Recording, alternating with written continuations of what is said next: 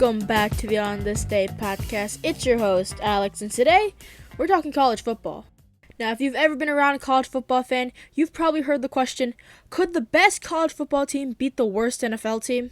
If you're a fan of the best team in college football, you'll probably try to make an argument about why they could totally beat the worst NFL team. But most experts and fans agree, it's just not happening.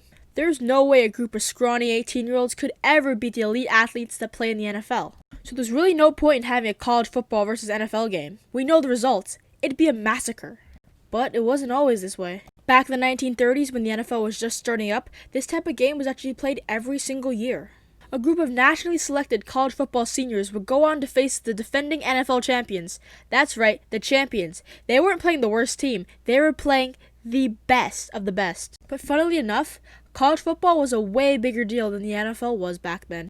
In fact, while pro football players were treated like nothing more than traveling mercenaries, college football players were actually seen as the nation's stars. Nevertheless, this preseason game between the college all-stars and the NFL team was a huge deal. So much so that it wasn't uncommon to see crowds of 100,000 fans. That's right, 100,000. To put that in perspective, the NFL's all-time preseason attendance record is 90,000 fans, a whole 10,000 less than what occurred back in the day. So yeah, this game was pretty important. And although many fans came out to support the college team, the NFL consistently dominated, winning 31 out of the 42 total matches. And on this day in 1941, 100,000 fans packed Soldier Field, wondering if that would be the case today. After all, the college all-star team this year was packed with talent, featuring stars like Michigan's Tom Harmon and UCLA's Jackie Robinson.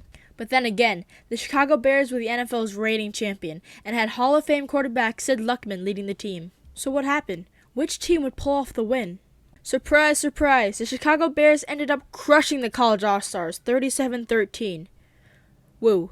Unsurprisingly, the Chicago Bears beat the college all-stars again the very next year, shutting them out 21-0. But the college all-stars soon got their revenge, beating the Washington Redskins 27-7 in 1943. The Chicago College All-Star Game would continue until 1976, until the game was officially canceled by the league.